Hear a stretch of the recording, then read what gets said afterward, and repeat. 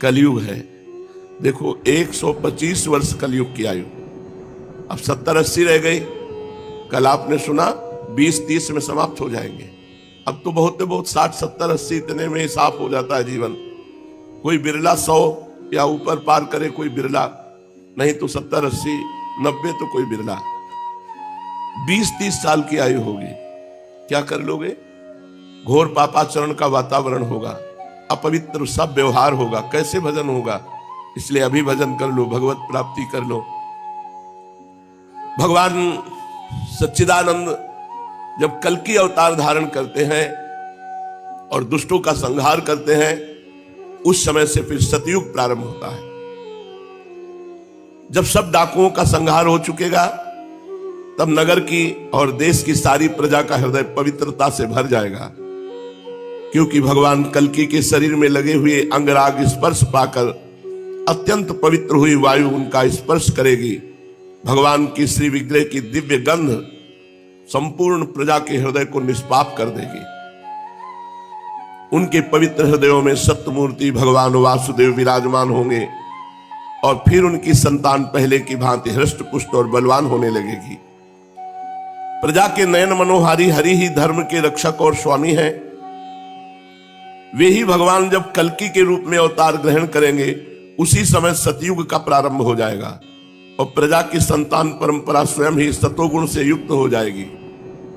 जिस समय चंद्रमा, सूर्य और बृहस्पति एक ही समय एक ही साथ पुष्य नक्षत्र के प्रथम पल में प्रवेश करते हैं, एक राशि पर आते हैं, उसी समय सतयुग का प्रारंभ होता है। परीक्षित, चंद्रवंश और सूर्यवंश में जितने राजा हो गए हैं या होंगे, उन सब का मैंने संक्षेप में वर्णन कर दिया। तुम्हारे जन्म से लेकर राजा नंद के अभिषेक तक 1115 वर्ष का समय लगेगा। जिस समय आकाश में सप्तऋषियों का उदय होता है, उस समय पहले उनमें से 2 ही तारे दिखाई पड़ते हैं। उनके बीच में दक्षिणोत्तर रेखा पर समभाग में अश्विनी आदि नक्षत्रों में से एक नक्षत्र दिखाई पड़ता है। उस नक्षत्र के साथ सप्तर्षिगण मनुष्यों की गणना से 100 वर्ष तक रहते हैं। वे तुम्हारे जन्म के समय भी मघा नक्षत्र पर स्थित है। स्वयं सर्वव्यापक सर्वशक्तिमान भगवान ही शुद्ध सत्यमय विग्रह के साथ श्री कृष्ण के रूप में प्रकट हुए थे। वे जिस समय अपनी लीला स्मरण करके परम धाम पधार गए, उसी समय कलयुग ने संसार में प्रवेश किया। उसी के कारण मनुष्यों की मति गति पाप की ओर ढुलक गई। जब लक्ष्मीपति भगवान श्री कृष्ण अपने चरण कमलों से इस पृथ्वी का स्पर्श करते, तब कलयुग की ताकत नहीं थी कि वो यहां प्रवेश करता। जब भगवान अंतर्धान हो गए, तब कलयुग का प्रवेश हुआ। परीक्षित, जिस समय सप्तऋषि मघा नक्षत्र पर विचरण करते रहते हैं, उसी समय कलयुग का प्रारंभ होता है। कलयुग की आयु देवताओं के वर्ष गणना से 1200 वर्षों की और मनुष्यों के गणना के अनुसार 4,32,000 वर्ष की।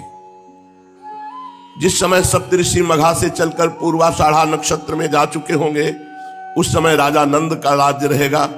तभी से कलयुग की वृद्धि शुरू होगी। पुरातत्ववेत्ता ऐतिहासिक विद्वानों का कहना है कि जिस दिन भगवान श्री कृष्ण ने अपने परम धाम को प्रयाण किया, उसी दिन उसी समय कलयुग का प्रारंभ हो गया। परीक्षित, जब देवताओं की वर्ष गणना के अनुसार 1000 वर्ष बीत चुकेंगे, तब कलयुग के अंतिम दिनों में फिर से कल्कि भगवान की कृपा से मनुष्यों के मन में सात्विकता का संचार होगा। लोग अपने वास्तविक स्वरूप को जान सकेंगे और तभी से सतयुग प्रारंभ भी होगा। परीक्षित, मैंने तो तुमसे केवल मनुवंश का सो भी संक्षेप में वर्णन किया है। जैसे मनुवंश की गणना होती है, वैसे ही प्रत्येक युग में ब्राह्मण, वैश्य और शूद्रों की भी वंश परंपरा समझनी चाहिए। राजन, जिन पुरुषों और महात्माओं का वर्णन मैंने तुमसे किया, अब केवल नाम से ही उनकी पहचान होती है। अब वे नहीं रहे, केवल उनकी कथा रह गई। अब उनकी कीर्ति ही पृथ्वी पर जहां तहां सुनने को मिलती है। भीष्म पितामह के पिता राजा शांतनु के भाई देवापि और इक्ष्वाकुवंशी मरु इस समय कलाप ग्राम में स्थित हैं। वे बहुत बड़े योग बल से युक्त हैं। कलयुग के अंत में कल्कि भगवान की आज्ञा से फिर यहां आएंगे और पहले की भांति वर्णाश्रम धर्म का विस्तार करेंगे। सतयुग, त्रेता, द्वापर और कलयुग, ये ही 4 युग हैं। ये पूर्वोक्त क्रम के अनुसार अपने अपने समय में पृथ्वी के प्राणियों पर अपना प्रभाव दिखाते रहते हैं। परीक्षित, मैंने तुमसे जिन राजाओं का वर्णन किया है वे सब और उनके अतिरिक्त दूसरे राजा भी इस पृथ्वी को मेरी मेरी करते रहे, परंतु अंत में मरकर धूल में मिल गए। इस शरीर को भले ही कोई राजा कह ले, परंतु अंत में एक कीड़ा, विष्ठा अथवा राख के रूप में ही परिणित होगा, राख ही होकर रहेगा। इसी शरीर के या इसके संबंधियों के लिए जो भी किसी प्राणी को सताता है वह ना तो अपना स्वार्थ जानता है और ना तो परमार्थ, क्योंकि प्राणियों को सताना तो नरक का द्वार है। वे लोग यही सोचा करते कि मेरे दादा परदादा इस अखंड भूमंडल का शासन करते थे, अब ये मेरे अधीन किस प्रकार रहे और मेरे बाद मेरे बेटे पोते, मेरे वंशज किस प्रकार इसका उपभोग करें। वे मूर्ख इस आग, पानी और मिट्टी के शरीर को अपना आपा मान बैठते हैं और बड़े अभिमान के साथ डींग हाँकते हैं कि ये पृथ्वी मेरी है। अंत में वे शरीर और पृथ्वी दोनों को छोड़कर स्वयं ही अदृश्य हो जाते हैं। प्रिय परीक्षित, जो नरपति बड़े उत्साह और बल पौरुष से इस पृथ्वी के उपभोग में लगे रहे, उन सबको काल ने अपने विकराल गाल में धर दबाया। अब केवल इतिहास में उनकी कहानी ही शेष रह गई है। श्री सुखदेव जी कहते हैं, परीक्षित, जब पृथ्वी देखती है कि राजा लोग मुझ पर विजय प्राप्त करने के लिए उतावले हो रहे हैं, तब वो हंसने लगती है और कहती, कितने आश्चर्य की बात है, ये राजा लोग जो स्वयं मौत के खिलौने हैं, ये मुझे जीतना चाहते हैं।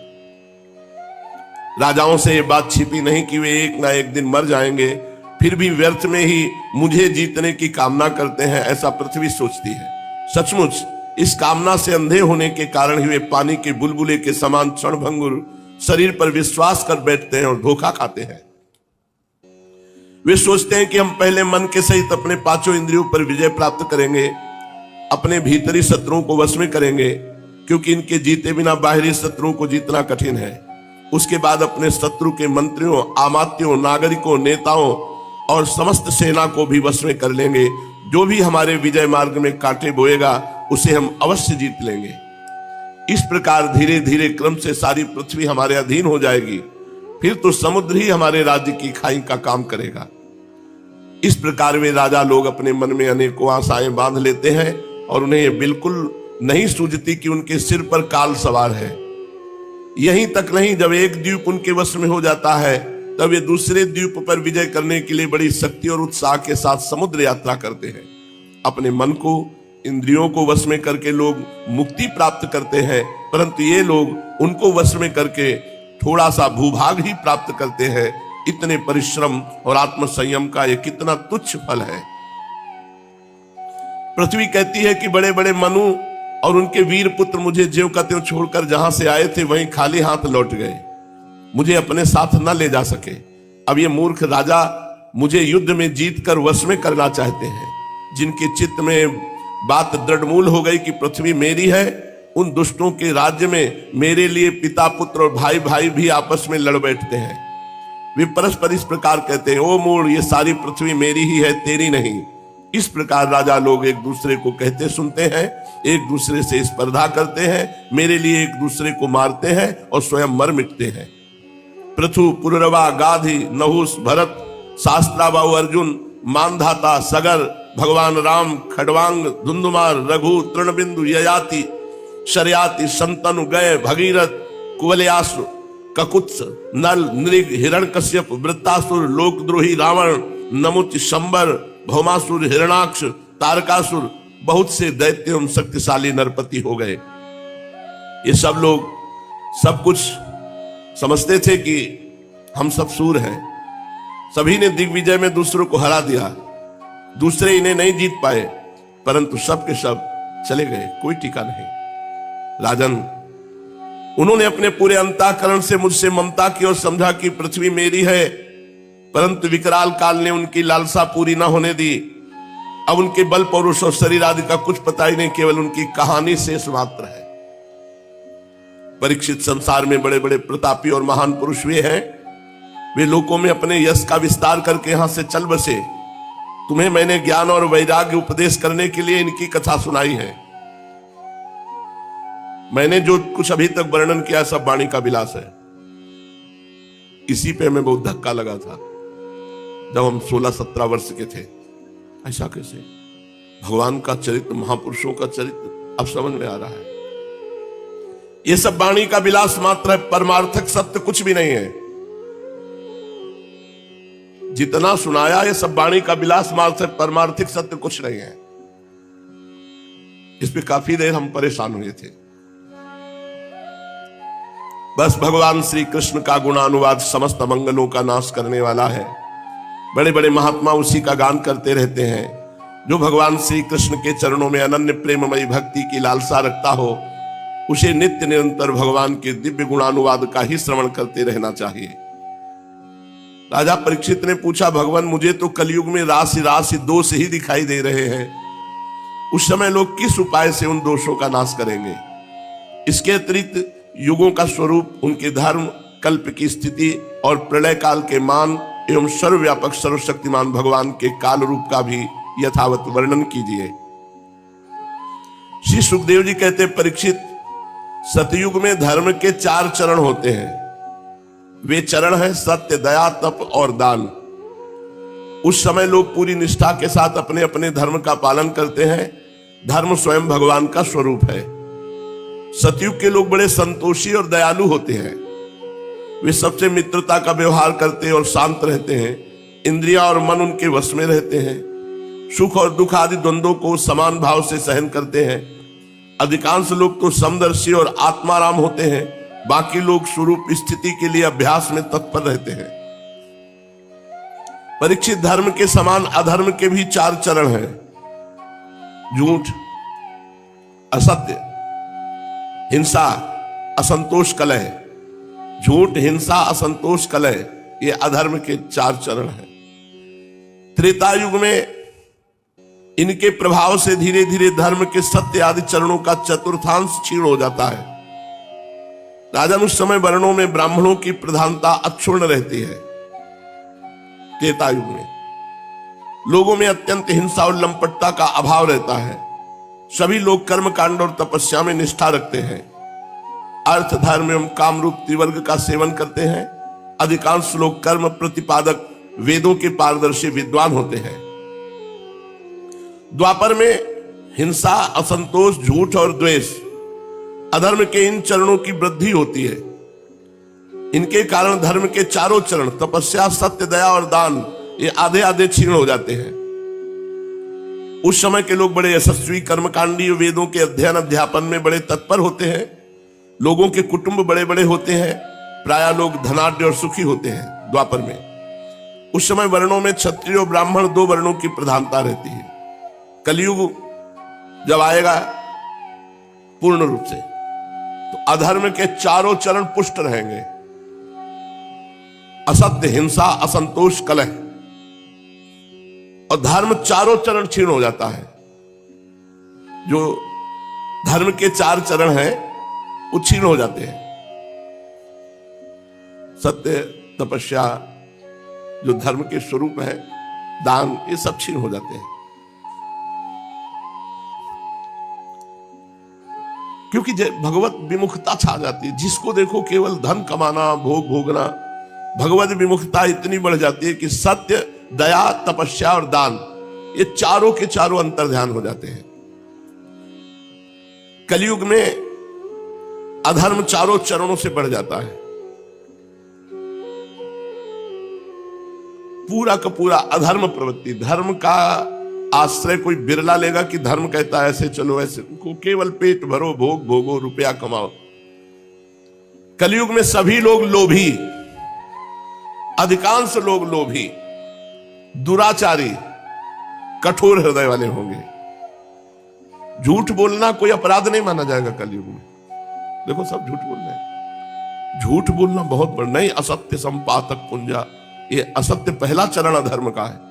झूठ बोलने बड़ी बढ़िया सजा के झूठ बोला जाता है। झूठ मूठ एक दूसरे से वैर मोल ले लेते हैं। लालसा तृष्णा की तरंगों में बहते रहते हैं। सभी प्राणियों में 3 गुण होते हैं, सत्वगुण, रजोगुण, तमोगुण। काल की प्रेरणा से समय समय पर शरीर, प्राण और मन में उनका ह्रास और विकास भी हुआ करता है। जिस समय मन, बुद्धि और इंद्रियां सत्वगुण में स्थित होकर अपना अपना काम करने लगती हैं, उस समय सतयुग समझना चाहिए। सत्वगुण की प्रधानता के समय मनुष्य ज्ञान और तपस्या से अधिक प्रेम करने लगता है। जिस समय मनुष्यों की प्रवृत्ति और रुचि धर्म, अर्थ और लौकिक पारलौकिक सुख भोगों की ओर होती है तथा शरीर मन एवं इंद्रियां रजोगुण में स्थित होकर काम करने लगती हैं, बुद्धिमान परीक्षित समझना चाहिए कि उस समय त्रेता युग अपना काम कर रहा है। जिस समय लोभ, असंतोष, अभिमान, दंभ और मत्सर आदि दोषों का बोलबाला हो और मनुष्य बड़े उत्साह रुचि के साथ सकाम कर्मों में लगना चाहे, उस समय द्वापर युग समझना चाहिए। अवश्य रजोगुण और तमोगुण की मिश्रित प्रधान स्थिति का नाम द्वापर है। और जिस समय झूठ पे झूठ, कपट पे कपट, तंद्रा, निद्रा, हिंसा, विषाद, शोक, मोह, भय, दीनता की प्रधानता, उस समय तमोगुण प्रधान कलयुग समझना चाहिए। जब कलयुग का राज्य होता है तब लोगों की दृष्टि नीच हो जाती है, भ्रष्ट हो जाती है, क्षुद्र हो जाती है। अधिकांश लोग अत्यंत निर्धन, सबकी भूख बढ़ जाती है, भोगों की, खान पान की। भाग्य बहुत मंद होता है, चित्त में कामनाएं होती हैं बड़ी बड़ी। सारे देश में गांव गांव में लुटेरों की प्रधानता और प्रचुरता हो जाएगी। कोई सच्चे मार्ग का पथिक साधु नहीं रहेगा, पाखंड मार्ग, जो मन भाया। पाखंडी लोग अपने नए नए मत चलाएंगे, मनमाने ढंग से शास्त्रों वेदों का तात्पर्य निकालने लगते हैं और उन्होंने शास्त्रों को कलंकित कर दिया। दंभी पाखंडियों का बोलबाला होगा कलयुग में। रसेंद्री और जनेंद्री को तृप्त करने में ही लगे रहेंगे। कोई ब्रह्मचारी नहीं रहेगा, सब अपवित्र आचरण वाले। गृहस्थ दूसरों को भिक्षा देने के बदले स्वयं भीख मांगने लगेंगे। वानप्रस्थी गांवों में बसने लगेंगे। सन्यासी धनी होंगे, धन के लोभी होंगे। अर्थ पिशाच हो जाएंगे। स्त्रियों का आकार तो छोटा होने लगेगा पर उनकी भूख बढ़ने लगेगी। संतानें बहुत अधिक होंगी और कुल मर्यादा, पवित्रता का, लाज हया का नाश करके वो अपवित्र आचरण करेंगी। मुंह से कड़वी बात बोलेंगी, चोरी करने में प्रवीण होंगी, कपट करने में बड़ी निपुण होंगी। उनका साहस होगा बहुत बड़ा। व्यापारियों के हृदय अत्यंत क्षुद्र हो जाएंगे। कौड़ी कौड़ी से लिपटे रहते छदाम छदाम के लिए धोखाधड़ी करने लगेंगे। और तो क्या, आपत्ति काल न होने पर भी, धनी होने पर भी निम्न श्रेणी का व्यापार करेंगे। जिनकी संत पुरुष निंदा करते हैं, ऐसे उपायों से वो धन कमाएंगे। ठीक समझने और अपनाने में बुद्धि काम नहीं करेगी। कलयुग में स्वामी चाहे जितना सर्वश्रेष्ठ हो, जब सेवक लोग देखते हैं कि इसके पास धन दौलत नहीं रही तो उसे छोड़कर भाग जाते हैं। सेवक चाहे कितना ही पुराना क्यों न हो, परंतु जब उस पर विपत्ति पड़ेगी तो स्वामी उसे छोड़ देंगे। कलयुग का प्रभाव। और तो क्या, प्रिय परीक्षित, कलयुग के मनुष्य बड़े ही लंपट हो जाएंगे। वे अपनी काम वासना को तृप्त करने के लिए ही किसी से प्यार का नाटक करेंगे। देखो, पहले से शास्त्रों में सब लिखा है। वे विषय वासना के वशीभूत होकर इतने दीन हो जाएंगे कि अपनी वासना पूर्ति के लिए माता पिता, भाई बंधु और मित्रों को भी नहीं छोड़ेंगे। अर्थात छल कपट, न माता का सम्मान, न पिता का, न भाई, न बंधु का, इनकी आज्ञा का पालन नहीं।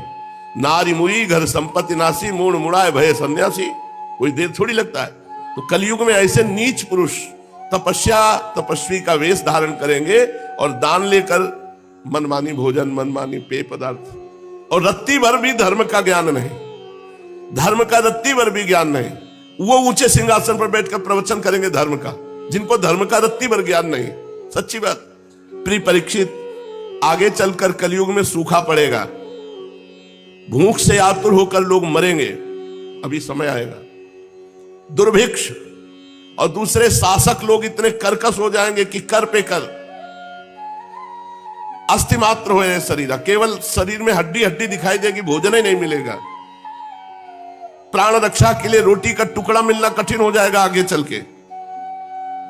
अभी भजन कर लो। शरीर ढकने के लिए वस्त्र नहीं, पेट की ज्वाला शांत करने के लिए रोटी का टुकड़ा नहीं, पीने के लिए पानी नहीं, सोने के लिए जमीन नहीं। यह आएगी स्थिति आगे। दाम्पत्य जीवन, स्नान और आभूषण पहनने तक की सुविधा नहीं रहेगी। लोगों की आकृति प्रकृति पिशाचों जैसी हो जाएगी। कलयुग में अधिक धन की तो बात क्या, चंद रुपयों के लिए भाई भाई में विरोध हो जाएगा, मारपीट हो जाएगी, जान से मार डालेंगे। बहुत दिनों का सद्भाव और मित्रता को तिलांजलि दे देंगे। इतना ही नहीं, दमड़ी दमड़ी के लिए अपने संबंधियों की हत्या कर डालेंगे। परीक्षित, कलयुग के क्षुद्र प्राणी केवल काम वासना की पूर्ति और पेट भरने की धुन में ही लगे रहेंगे। पुत्र अपने बूढ़े माँ बाप की रक्षा पालन पोषण नहीं करेंगे, उन्हें उपेक्षा करके घर से निकाल देंगे। ये आगे शुरू हो चुका है, आगे विशाल रूप में आएगा। कौन बूढ़े बालों की सेवा करे, निकाल दिया घर से। पिता अपने निपुण से निपुण सब कामों में योग्य पुत्रों की परवाह न करेंगे। परीक्षित, श्री भगवान ही चराचर जगत के परम पिता और परम गुरु हैं। इंद्र ब्रह्मा आदि लोकाधिपति उनके चरण कमलों में अपना सिर झुकाकर सर्वस्व समर्पण करते रहते हैं। उनका ऐश्वर्य अनंत है और वे एक रस अपने स्वरूप में स्थित हैं।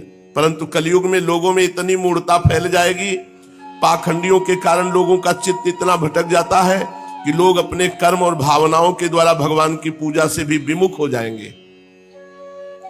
मनुष्य मरने के समय आतुरता की स्थिति में, गिरते या फिसलते समय विवश होकर यदि भगवान के किसी एक नाम का उच्चारण कर ले तो उसके सारे कर्म बंधन छिन्न भिन्न हो जाते हैं और उसे उत्तम से उत्तम गति प्राप्त होती है। यन्नाम धेयम म्रियमाणयातुरः पतन स्खलन वा विवशो गृणन् पुमान् विमुक्त कर्मार्गल उत्तमां गतिं प्राप्नोति अच्छन्ति नतं कलौ जनाः। पर हाय रे कलयुग, भगवान का नाम नहीं लेने देगा। कलयुग से प्रभावित होकर लोग भगवान की आराधना से विमुख हो जाएंगे। परीक्षित, कलयुग के अनेकों दोष हैं। कुल वस्तुएं दूषित हो जाती हैं, स्थानों में भी दोष की प्रधानता हो जाती है। सब दोषों का मूल स्रोत तो अंतःकरण ही है, परंतु जब पुरुषोत्तम भगवान हृदय में आ विराजते हैं तब उनकी सन्निधि मात्र से ही सब के सब दोष नष्ट हो जाते हैं। भगवान के रूप गुण लीला धाम और नाम के श्रवण संकीर्तन ध्यान पूजन और आदर से वे मनुष्यों के हृदय में आकर विराजमान हो जाते हैं और एक दो जन्म के पापों की तो बात ही क्या, हजारों जन्मों के पाप के ढेर भी वे क्षण भर में भस्म कर देते हैं। भगवान हृदय में कैसे आते हैं? भगवान के रूप गुण लीला धाम का गायन, नाम संकीर्तन, ध्यान पूजन आदर। जैसे सोने के साथ संयुक्त होकर अग्नि उसके धातु संबंधी मलिनता आदि दोषों को नष्ट कर देती है, वैसे ही साधकों के हृदय में स्थित होकर भगवान श्री हरि उनके अशुभ संस्कारों को सदा के लिए मिटा देते हैं। परीक्षित, विद्या तपस्या प्राणायाम समस्त प्राणियों के प्रति मित्र भाव, तीर्थ स्नान व्रत दान और जप, किसी भी साधना से मनुष्य के अंतःकरण की वैसी वास्तविक शुद्धि नहीं होती जैसी शुद्धि भगवान पुरुषोत्तम के हृदय में विराजमान हो जाने पर होती है। सावधान, अब तुम्हारी मृत्यु का समय आ रहा है। श्री सुखदेव जी महाराज, सावधान परीक्षित, 7वां दिन है, तक्षक सर्प काटेगा और तुम्हारी मृत्यु होगी। परीक्षित, अब तुम्हारी मृत्यु का समय निकट आ गया है, सावधान हो जाओ। सबको सावधान हो जाना चाहिए। मृत्यु कब आएगी पता नहीं, पर आएगी और आएगी तो ले जाएगी। पूरी शक्ति से देखो, सावधानी क्या है? पूरी शक्ति लगाकर अंतःकरण की सारी वृत्तियों से भगवान श्री कृष्ण को अपने हृदय सिंहासन पर बैठा लो। ऐसा करने से अवश्य तुम्हें परम गति की प्राप्ति होगी। जो लोग मृत्यु के निकट पहुंच रहे हैं उन्हें सब प्रकार से परमेश्वरशाली भगवान का ही ध्यान करना चाहिए।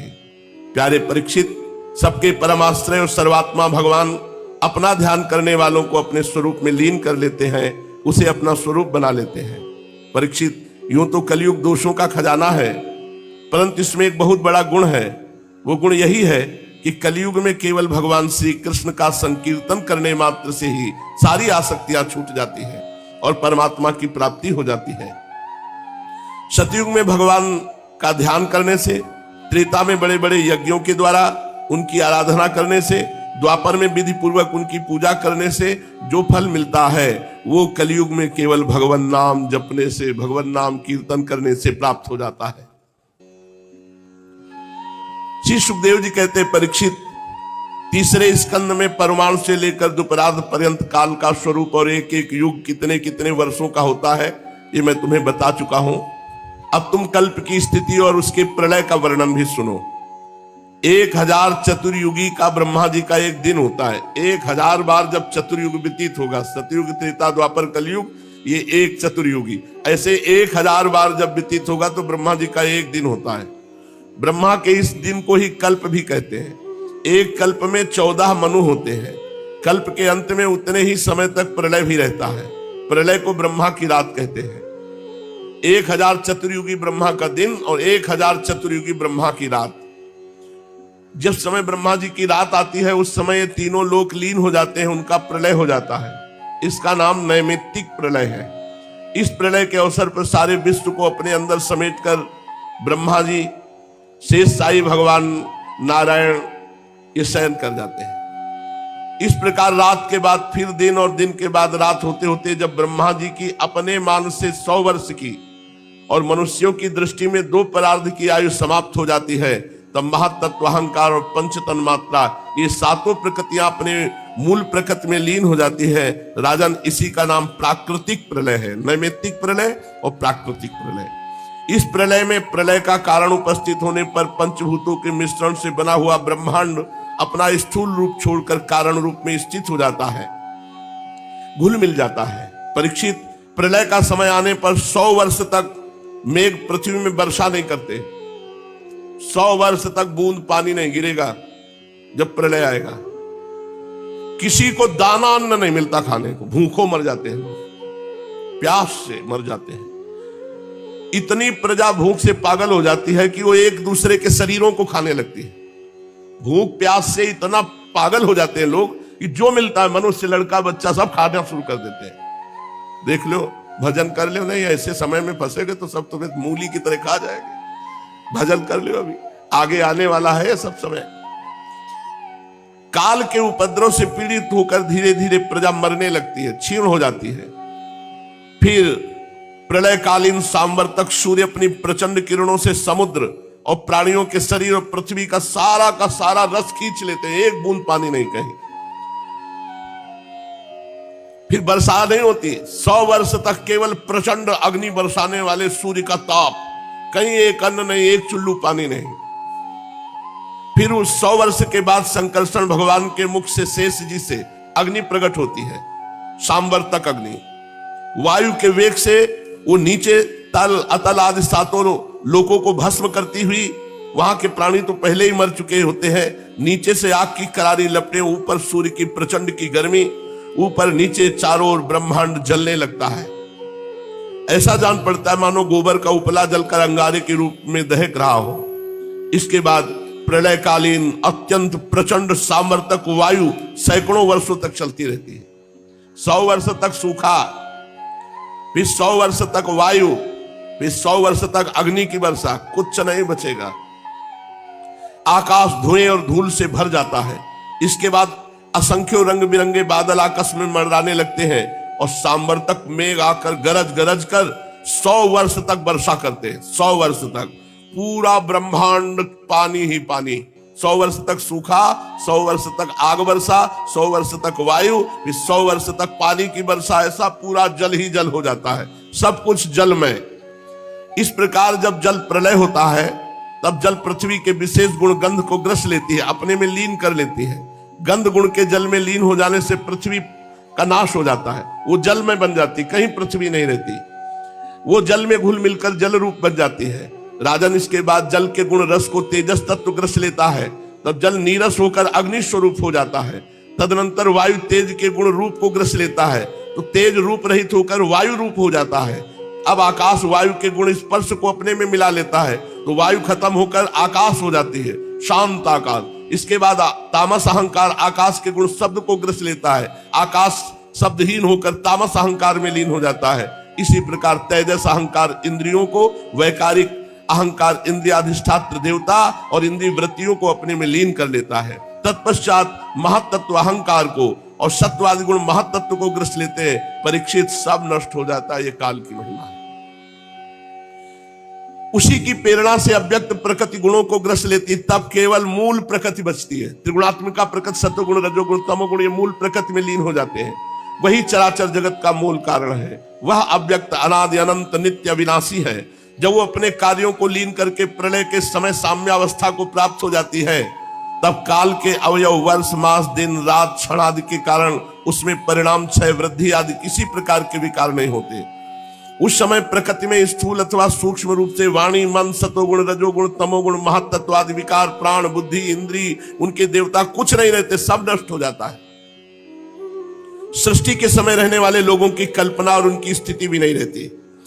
स्वप्न जागृत सुषुप्ति 3 अवस्थाएं नहीं रहती। आकाश जल पृथ्वी वायु अग्नि सूर्य भी नहीं रहते, सब कुछ शून्य। उस अवस्था का तर्क के द्वारा अनुमान करना भी असंभव है।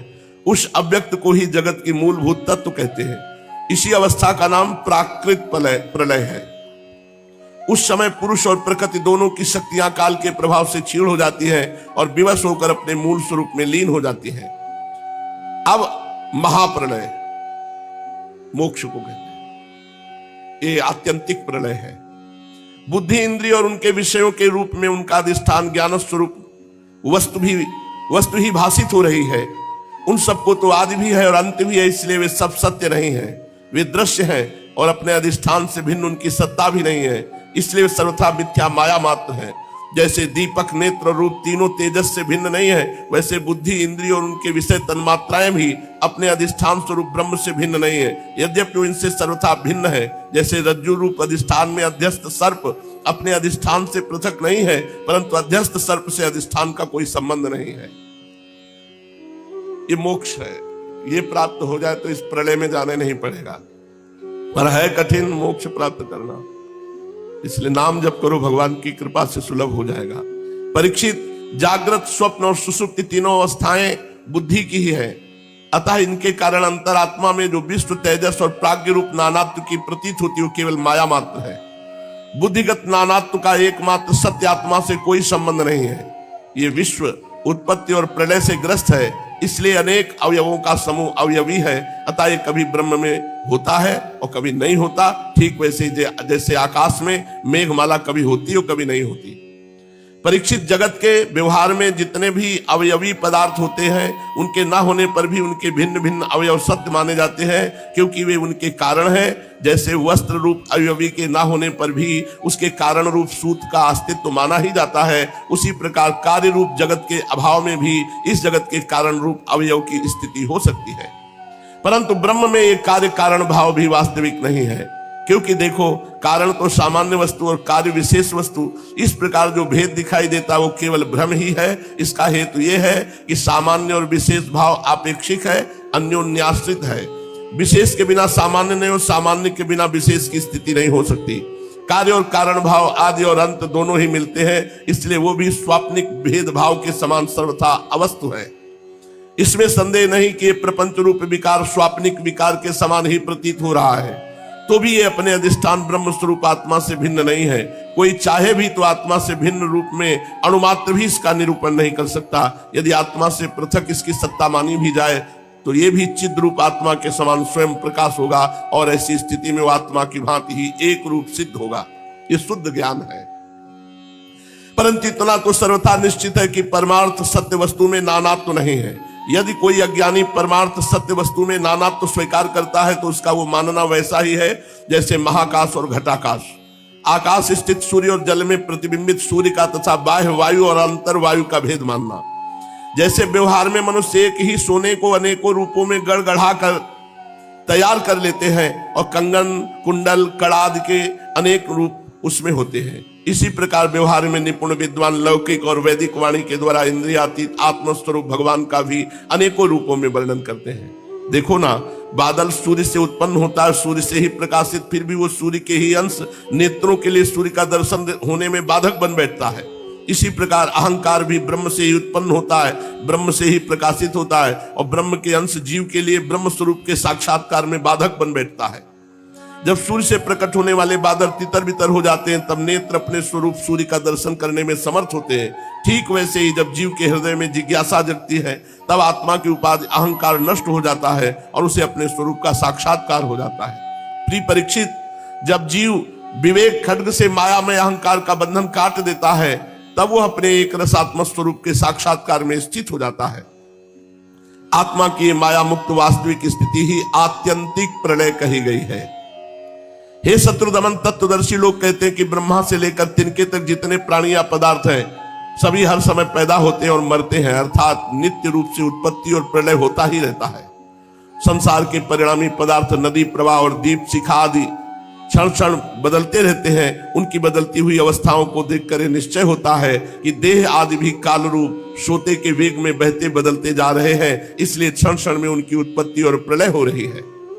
जैसे आकाश में तारे हर समय चलते ही रहते हैं परंतु उनकी गति स्पष्ट रूप से नहीं दिखाई पड़ती, वैसे ही भगवान के स्वरूप भूत अनादि अनंत काल के कारण प्राणियों के प्रतिक्षण होने वाली उत्पत्ति और प्रलय का भी पता नहीं चलता। परीक्षित, मैंने तुम्हें 4 प्रकार के प्रलय का वर्णन किया। उनके नाम है नित्य प्रलय, नैमित्तिक प्रलय, प्राकृतिक प्रलय और आत्यंतिक प्रलय। वास्तव में काल की सूक्ष्म गति ऐसी ही है। हे कुरुश्रेष्ठ, विश्व विधाता भगवान नारायण ही समस्त प्राणियों और शक्तियों के आश्रय हैं। जो कुछ मैंने संक्षेप में कहा वो सब उन्हीं भगवान की लीला कथा है। भगवान की लीलाओं का पूर्ण वर्णन तो स्वयं ब्रह्मा जी भी नहीं कर सकते। जो लोग अत्यंत दुष्टर संसार सागर से पार जाना चाहते हैं अथवा जो लोग अनेकों प्रकार के दुख दावानल से दग्ध हो रहे हैं, उनके लिए पुरुषोत्तम भगवान की लीला कथा रूप रस के सेवन के अतिरिक्त और कोई साधना नहीं, कोई नौका नहीं है। ये केवल लीला रसायन का सेवन करके ही अपना मनोरथ सिद्ध कर सकते हैं। जो कुछ मैंने तुम्हें सुनाया है यही श्रीमद् भागवत पुराण है। इसे सनातन ऋषि नर नारायण ने पहले देवर्षि नारद को सुनाया। देवर्षि नारद जी ने महर्षि कृष्ण द्वैपायन व्यासदेव जी को, और महाराज उन्हीं बद्री वन विहारी भगवान श्री कृष्ण द्वैपायन ने प्रसन्न होकर मुझे इस वेद तुल्य श्रीमद् भागवत संहिता का उपदेश किया। कुरुश्रेष्ठ, आगे चलकर जब शौनक आदि ऋषि नैमिषारण्य क्षेत्र में बहुत बड़ा सत्र करेंगे तब उनके प्रश्न करने पर पौराणिक वक्ता श्री सूत जी उन लोगों को इस संहिता का वर्णन सुनाएंगे। अब अंतिम उपदेश कर रहे हैं श्री सुखदेव जी। यहीं से परमहंस जी अपने स्वच्छंद गति से विचरण करके चल देते हैं।